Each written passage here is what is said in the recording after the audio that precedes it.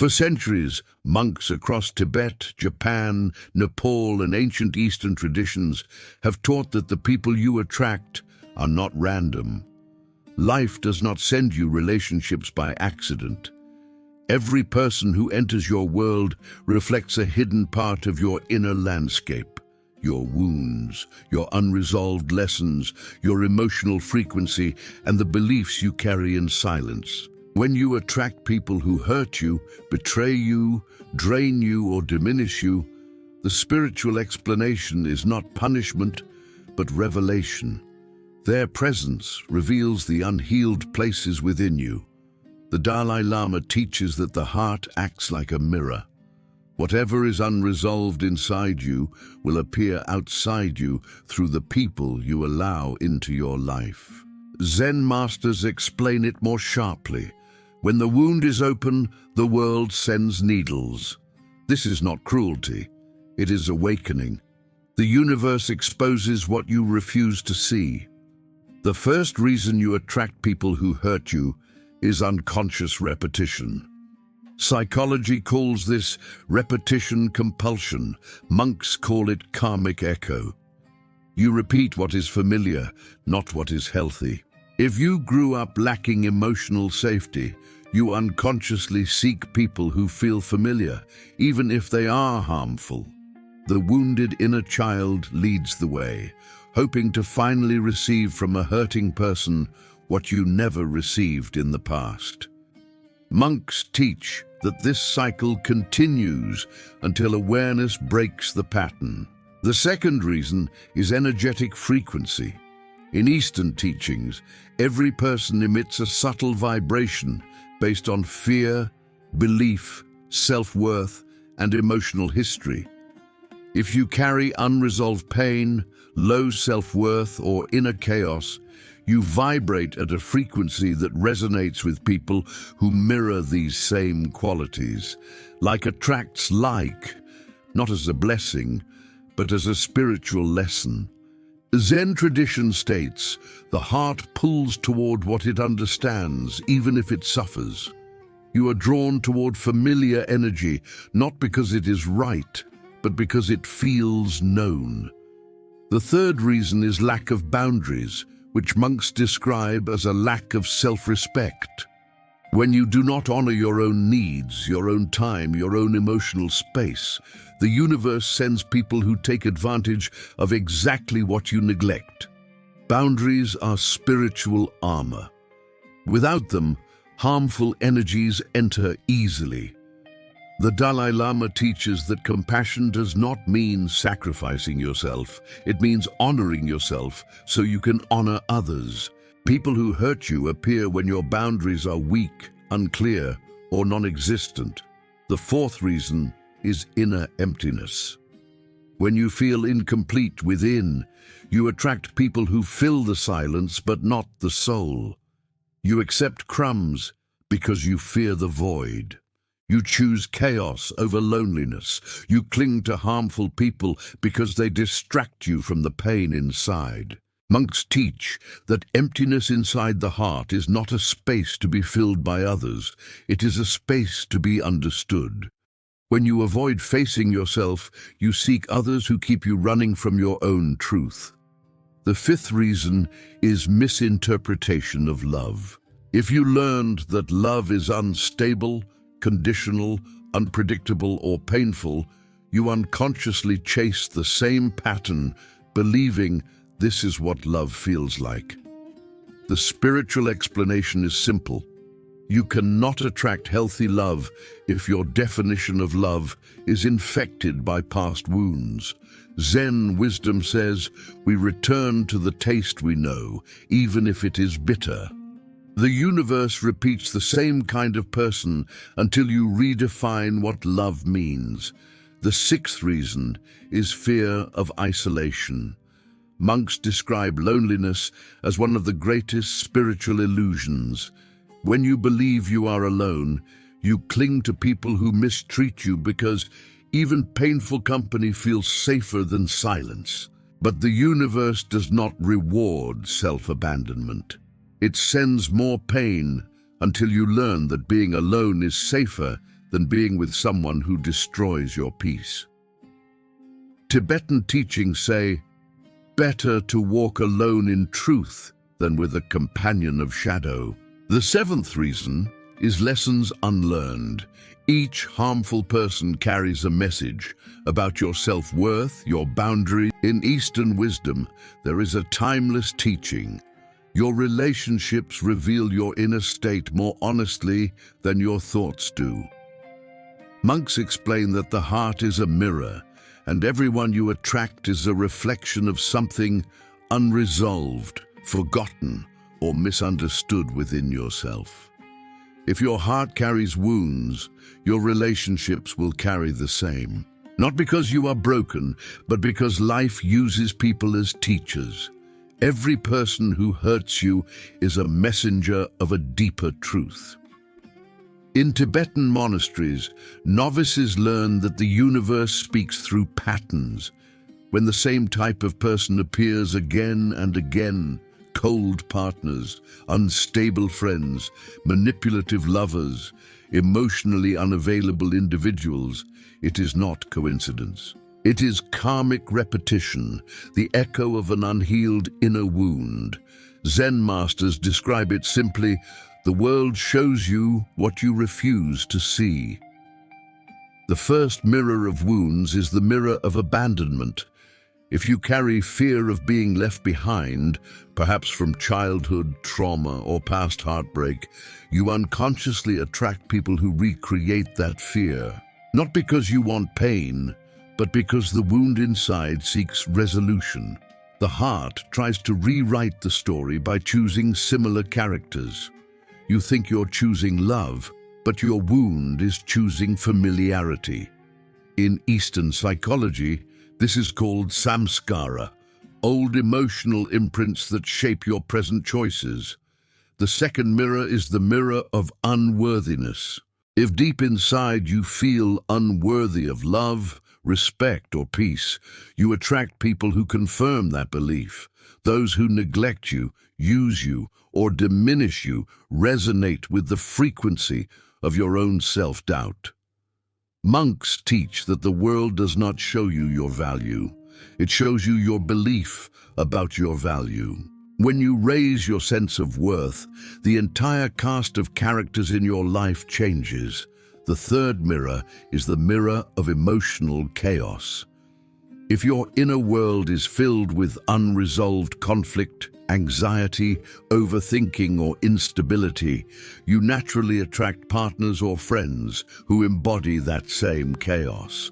Zen wisdom says, "A storm calls another storm." People who hurt you often match the turbulence inside you, not because you deserve chaos, but because you have not yet learned inner calm. When you cultivate stillness, the chaotic disappear on their own. The fourth mirror is the mirror of unmet needs. When your emotional needs were not met early in life, love, safety, validation, gentleness, you unconsciously seek people who resemble the original wound, hoping they will finally meet the need.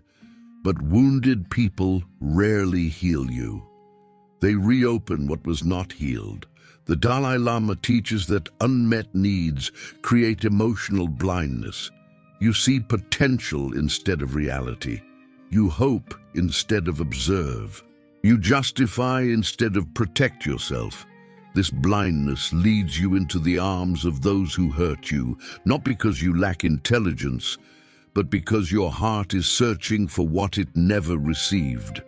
The fifth mirror is the mirror of suppressed emotions. Feelings you refuse to face, anger, grief, shame, loneliness, manifest as people who trigger those same emotions. Monks say that unexpressed emotions do not disappear. They choose a face and return. That face is often someone who wounds you. Zen teachings emphasize that emotional avoidance creates suffering. When you suppress pain, you attract people who force you to confront it. When you finally feel and release what you've buried, those people naturally fade from your life. The sixth mirror is the mirror of illusion. You attract people who hurt you when you fall in love with potential instead of the present moment. You imagine who someone could become, ignoring who they truly are. Monks call this mental projection, loving your own fantasy and rejecting reality. This illusion is dangerous because it blinds you to red flags, boundaries, and truth. When you awaken from illusion, you stop attracting those who thrive on it. Manipulators, narcissists, inconsistent souls. The seventh mirror is the mirror of karmic debt. Eastern teachings say some relationships enter your life to complete unfinished spiritual contracts. These connections feel intense, magnetic, unforgettable, and often painful. They break open your deepest wounds not to punish you, but to free you from the past. The Dalai Lama teaches that karmic relationships come with two gifts, the wound and the awakening. Once the lesson is integrated, the cycle ends, and you stop attracting the same type of person. The eighth mirror. Monks across Eastern traditions teach that you cannot change who you attract until you change what you embody. Harmful relationships do not disappear through hope, anger, or avoidance. They disappear when your inner world shifts so deeply that you no longer resonate with the people who hurt you. This transformation begins inside, not outside. The Dalai Lama says, if you want new experiences, cultivate a new mind. Zen masters explain it differently. When the garden changes, different birds arrive. If your inner garden is filled with old wounds, confusion, fear, and self-doubt, you will attract those who thrive in that environment. But when your garden becomes peaceful, strong, self-respecting, and aware, only those aligned with that vibration will approach. The first step in breaking the pattern is self-awareness, the monk's most essential discipline. You cannot heal what you do not see. Most people repeat painful patterns because they are unconscious of the beliefs driving them. Monks spend years in silence to observe their own minds. Every thought, fear, desire, wound, and illusion. You must observe, why do I tolerate what hurts me? What emotion do I fear facing? What childhood belief still controls me? What do I think I deserve? Awareness is the light that dissolves the shadow cycle. The second step is inner stillness. You cannot break harmful patterns while living in constant noise, distraction, and emotional chaos. Hurtful people thrive in ungrounded environments. Stillness slows your reactions, sharpens your perception, and strengthens your intuition. Tibetan monks use breathing meditation to calm the internal winds. Zen monks sit in silence until the mind becomes clear as a mirror. In stillness, you see the red flags you used to ignore. You sense the truth beneath someone's surface. You stop rushing into relationships built on emotion instead of clarity. Stillness protects you. The third step is rebuilding self-worth, the foundation of healthy attraction. Monks teach that every relationship is a reflection of how you treat your own spirit. If you neglect your needs, silence your voice, or accept disrespect, people who mirror that treatment will appear. Self-worth is not arrogance. It is deep self-honoring. It means my peace matters, my heart matters, my time matters, my boundaries matter. When you truly believe this, harmful people cannot enter your life. They sense the strength and walk away before you even notice them. The fourth step is healing emotional wounds, the roots of harmful attractions. Wounds act like magnets. A wound of abandonment attracts unstable partners. A wound of unworthiness attracts people who belittle you. A wound of chaos attracts dramatic personalities. Monks heal wounds not by avoiding them, but by facing them. Zen teaches, pain is a door. Walk through. Tibetan practice uses compassion to dissolve old scars. Psychology uses inner child work. When you heal the wound, you remove the magnet. The fifth step is setting sacred boundaries, which monks call the ethics of self-protection. Boundaries are spiritual filters. They determine who gets access to your heart, energy, time, and soul. Without boundaries, harmful people enter easily. With boundaries, your life becomes a sanctuary. Boundaries include saying no without guilt, walking away from disrespect, trusting your intuition, not explaining yourself endlessly, and choosing peace over connection. The Dalai Lama teaches that kindness without boundaries becomes self-destruction. The sixth step is mastering emotional detachment, not from love, but from illusion. Monks warn that attachment to fantasies, potential, or hope keeps painful relationships alive long after they should end. You must see people as they are, not as you wish them to be. Zen says, clarity ends suffering. Detachment allows you to walk away from those who hurt you without collapsing emotionally. The seventh step is rewriting your internal story. If your inner narrative is, I am not enough, I always lose people, or love is painful, your life will mirror that story. Eastern philosophy teaches that thought is a form of karma. Whatever story you repeat becomes the frequency you broadcast. You must tell a new story. I am worthy of gentle people. I am safe with myself. I attract what aligns with my peace. The world responds to this shift. The eighth step is choosing conscious relationships, a practice monks describe as selective compassion. This means you do not allow everyone into your life simply because they seek entry. You observe their actions, energy, intentions, patterns, and emotional maturity. You let only those who respect your soul cross your threshold. The ninth step is learning to be at peace alone. Most harmful relationships come from fear of solitude. Monks teach solitude as a sacred skill. When you enjoy your own presence, you no longer use relationships as escape. You choose connection from desire, not desperation. Desperation attracts predators. Peace attracts equals. The final step is raising your inner frequency. Kindness, awareness, discipline, compassion, clarity, authenticity. When your frequency rises, people who prey on insecurity cannot match it. They fade from your world like shadows at sunrise. You stop attracting people who hurt you because you no longer live at the level of your old wounds. In the next part, we explore how to attract healthy, aligned, peaceful souls.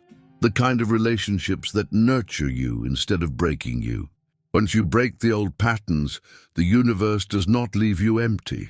It begins sending you the people who match your new self. Eastern wisdom teaches that relationships are not rewards or punishments, but reflections of your internal state. When the inner world shifts, the outer world reorganizes.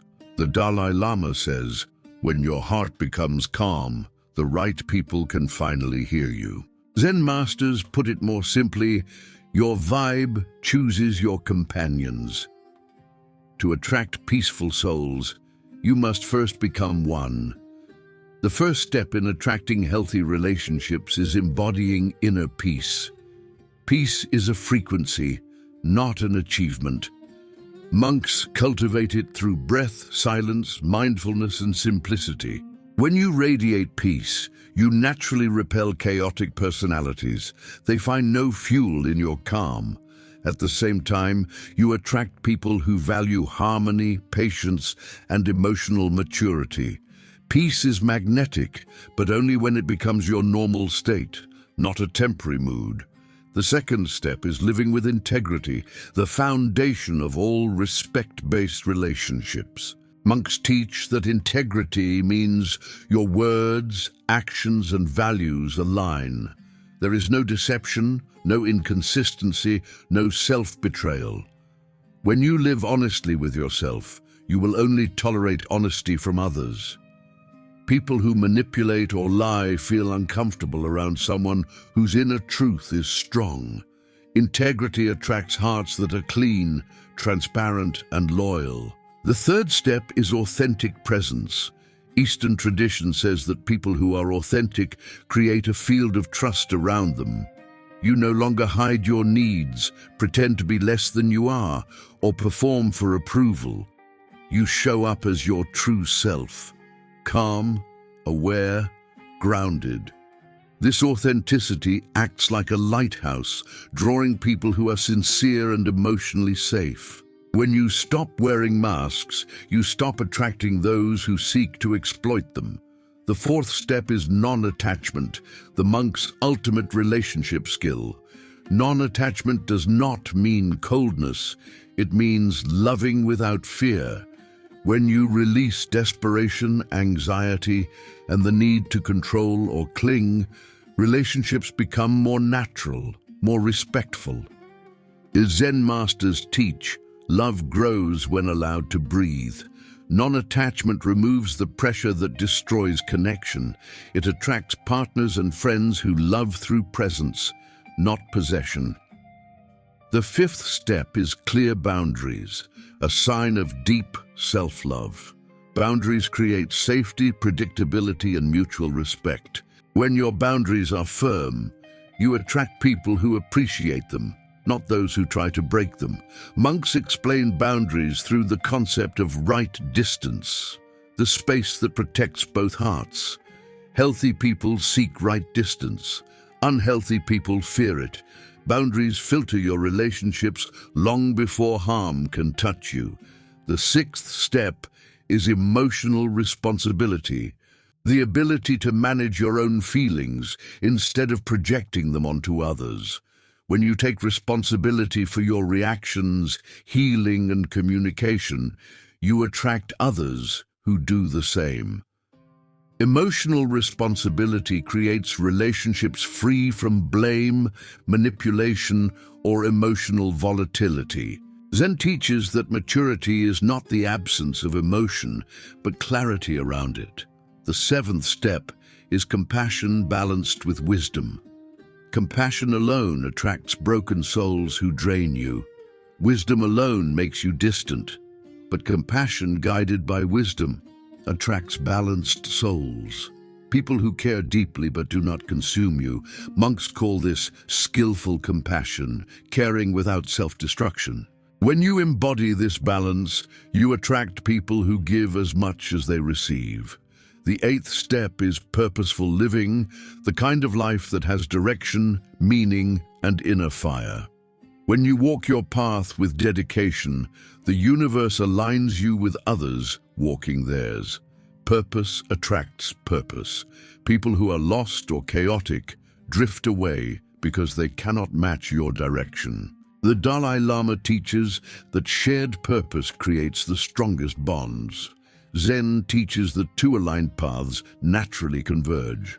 The ninth step is vulnerability paired with strength. When you can express your truth without fear, yet remain grounded and self-respecting, you invite relationships built on honesty and depth. Vulnerability opens the heart, strength protects it. This combination is rare and therefore highly magnetic to awakened souls. The final step in attracting peaceful, loving people is raising your frequency through daily spiritual practice. Meditation, gratitude, mindfulness, conscious breathing, ethical living, emotional release, all of these refine your vibration. Eastern wisdom teaches that the universe responds to frequency before words. When your frequency rises, people who once hurt you cannot reach you. They fade out not because you reject them, but because you no longer resonate with them. And in their place, new souls appear, gentle, awakened, aware. People who speak in honesty, act with respect, love with balance, and walk with intention. These relationships feel different, safe instead of fragile, warm instead of chaotic, peaceful instead of exhausting. They nourish you at the level of spirit. Monks say, When you become the home of peace, peace comes home to you.